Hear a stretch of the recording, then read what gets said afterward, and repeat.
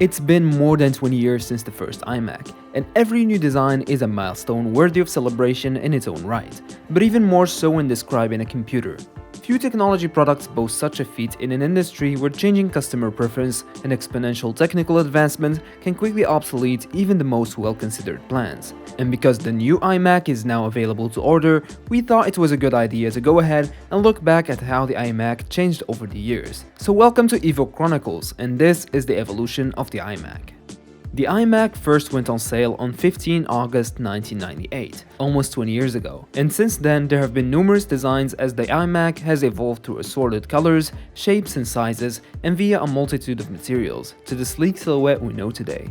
When the iMac was introduced, it caused shockwaves in the industry, and became a design icon. In early 1998, a reinvigorated Apple was in the midst of filling out its new 4 quadrants product matrix. Next in line was a computer-grade desktop computer, a segment of the market that has grown stale and uninspired. Beige towers still dominated the landscape, and even Apple's own design looked largely the same, as they had for the past decade. Apple had the opportunity to make a splash, and they embraced it. The original iMac was a first of its kind. It was the first computer to be built for the internet era. It was the first to drop all legacy ports in favor of the new modern USB standards, and it was the first to show that computers could be cool. Apple pushed its talented industrial design team, a group that has been underserved by previous company leaders. While the iMac wasn't the first Apple product to use translucent plastic, it was still unlike any other computer at that time. Retrofuturism played a quietly important role in the computer's appeal to customers, which was reminiscent of both the aesthetic used in many animated cartoon series and even vintage computer terminals. The iMac's vibrant hues also embodied the spirit of the 1960s unveiled typewriters, which were notable for their use of colors in a market dominated by dull, corporate designs. Bondi Blue was the color chosen for the iMac, allegedly named after the waters of Bondi Beach in Sydney, Australia. In early 1999, Steve Jobs announced a line of 5 new iMacs spanning a range of colors like blueberry, grape, tangerine, lime, and strawberry. Colors made computers feel more human and let users express themselves. Even Apple's Pro products would later get a splash of colors.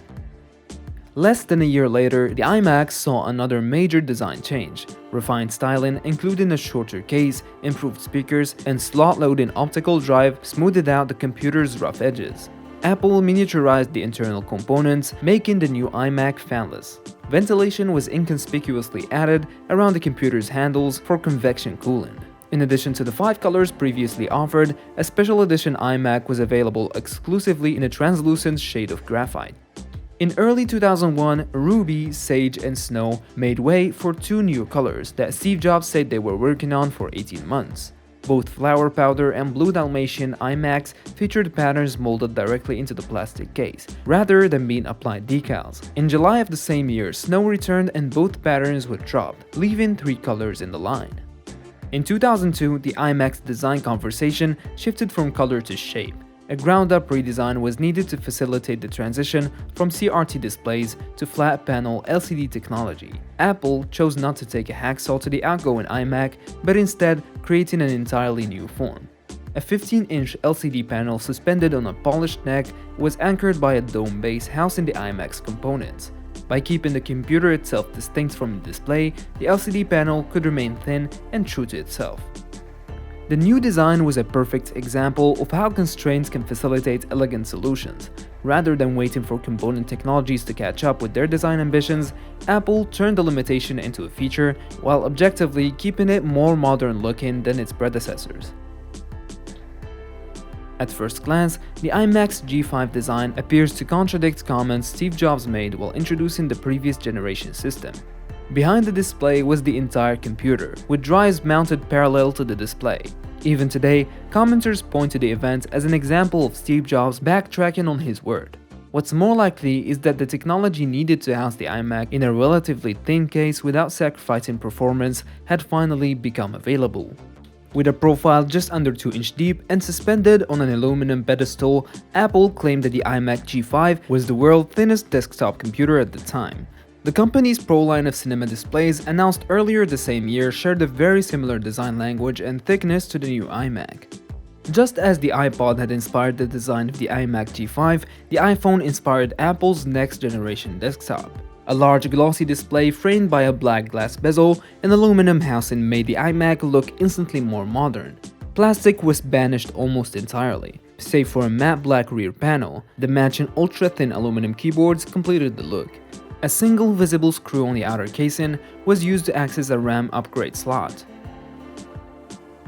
In addition to complementing the iPhone, the move to an aluminum and glass enclosure offered several benefits for Apple. Steve Jobs noted that professional users felt the new design looked more like a pro computer than the outgoing model, and that consumers felt like it looked more like a high-end consumer product.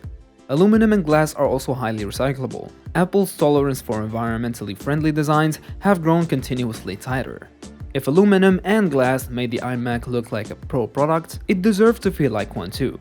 Introduced in October 2009, the conversation around the 21.5 and 27-inch iMacs was dominated by displays. Widescreen LED backlit panels were suited for media consumption and creative applications. As the iMac's design victories increasingly took the form of internal architecture innovations, Apple found themselves faced with another limitation: the slow-spinning hard drive. While the thin iMac followed in the footsteps of the MacBook line and dropped their optical drives, solid-state storage was still too expensive. Apple's solution was the Fusion Drive, a hybrid storage option that combined the performance of a solid-state drive with the capacity of a traditional drive. Apple announced the iMac Pro, once the most powerful Mac ever, in 2017.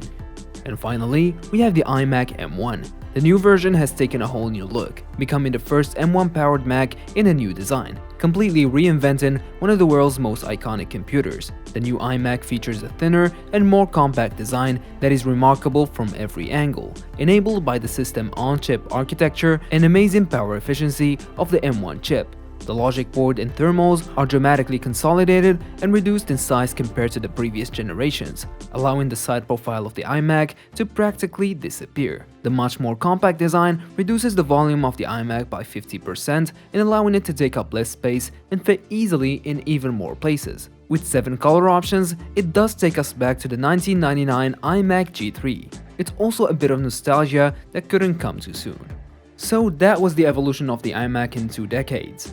And we're gonna have to wait a few weeks to see what the new 2021 iMac has in store for us. So thank you for watching Evo Chronicles. If you'd like us to cover the evolution of anything, make sure to leave a like and comment below and subscribe for more evolution videos.